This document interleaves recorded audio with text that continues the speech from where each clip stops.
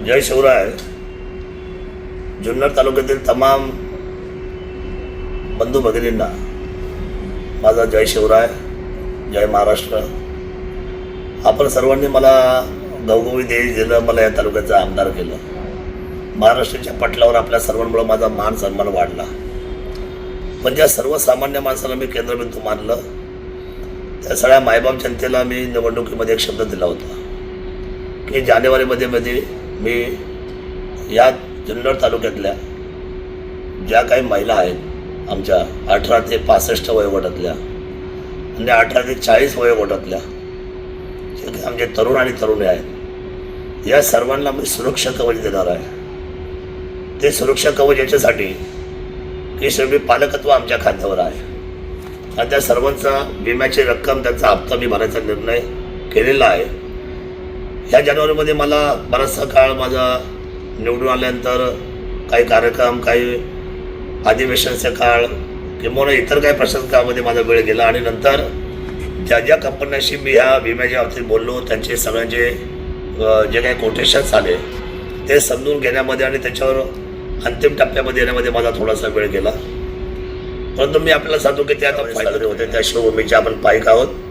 त्यामुळे मला फेब्रुवारीची शिवजयंती खूप गडबड आहे. पण मी जे काही समजा आपल्यासाठी निर्णय केलेला आहे, तो निर्णय आपण आता फॉर्म भरायला सुरुवात करतोय. उद्याच्या 21 फेब्रुवारीपासून 21 फेब्रुवारी ते 25 फेब्रुवारी या 5 दिवसामध्ये प्रत्येकाने आपापल्या गावामध्ये आणि जुन्नर शहर आणि शहरामध्ये जे काही आपण ज्या लोकांना निर्णय देऊ, ज्या लोकांना फॉर्म देऊ, त्या सर्वांनी आपापला वेळ काढून तिथं फॉर्म भरला पाहिजे. त्या फॉर्मवर स्वतः त्यांच्या समोर जाऊन सही केली पाहिजे. त्यांना आवश्यक असलेले 2 डॉक्युमेंट आहेत ते तुम्ही त्यांना दिले पाहिजेत, जेणेकरून तुम्हाला आम्ही लिस्टिंग करू आणि फेब्रुवारी नंतर आम्ही विमा काढणार आहोत. त्याच्यासाठी 1 वर्षाची मुदत त्या विम्याची राहणार आहे. पुन्हा दरवर्षी तो रिन्यूअल करावा लागणार आहे. दरवर्षी आम्ही ती यादी रिन्यूअल करणार आहोत. त्यामुळे माझी तमाम असलेल्या महिला भगिनींना आणि 18 ते 40 वयोगटाच्या सगळ्या तरुणांना विनंती आहे की 21 फेब्रुवारी ते 25 फेब्रुवारीमध्ये जी लोक येऊन फॉर्म भरतील, 25 जर तुम्ही म्हटले की 26ला आम्ही फॉर्म भरायला आलो होते, ते दादा आम्हाला कुठे घेतलं नाही, तर माफ करा, अशा पद्धतीचं नियोजन 26पासूनचा आम्ही स्वीकारणार नाही. आपल्याला टाईम बॉन्डिंग आहे.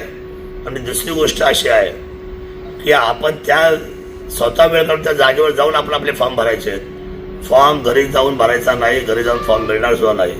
फॉर्म तिथे मिळणार आणि तिथेच यंत्रणा तुमचा फॉर्म तुमचा भरायचा, सही करायची, ते 2 डॉक्युमेंट द्यायचे. काय डॉक्युमेंट लागतात हे आम्ही तुम्हाला पुन्हा 100% एक पत्रकार परिषदेतून सांगू. आपल्याला सर्वांना या बाबतीमध्ये निर्णय जो केलेला आहे त्या बाबतीमध्ये आपण सर्वांनी मला सहकार्य करा. मी तुमचा पालक आहे, होतो आणि तो राहणारच आहे, निश्चित आपल्याबरोबर आहे. आणि याच्या व्यतिरिक्त कुणालाही काही समजा आजारपणाची अडचण आली मोठ्या प्रमाणामध्ये, तर त्यासाठी सुद्धा खाजगी डॉक्टरांचा फक्त मला आपण आग्रह करू नका.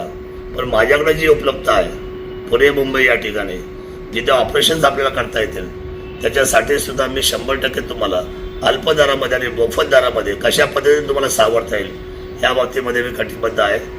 कॅन्सर फर्स्ट स्टेजचा असेल तर आपण तातडीने माझी भेट घ्यावी, माझी संपर्क करावा, जेणेकरून आपल्याला मला सावरता येईल, मदत करता येईल. एवढीच विनंती करतो. आज जानेवारीचा 31 तारखेचा शेवटचा दिवस आहे. माझी जबाबदारी होती का तुम्हाला दिलेला शब्द तुमच्यापर्यंत सांगावा. त्या शब्दपूर्तीच्या निमित्ताने मी घेतलेली जी जबाबदारी होती ती पुन्हा एकदा जनतेसमोर मांडतोय आणि ते पूर्णत्वाला नेतो, याचा आनंद मला आहे. आपण 21 फेब्रुवारी ते 25 फेब्रुवारी ही असलेली तुमच्या सर्वांच्या सुरक्षतेची जबाबदारी पार पाडूया. जय हिंद, जय महाराष्ट्र, जय शिवराय.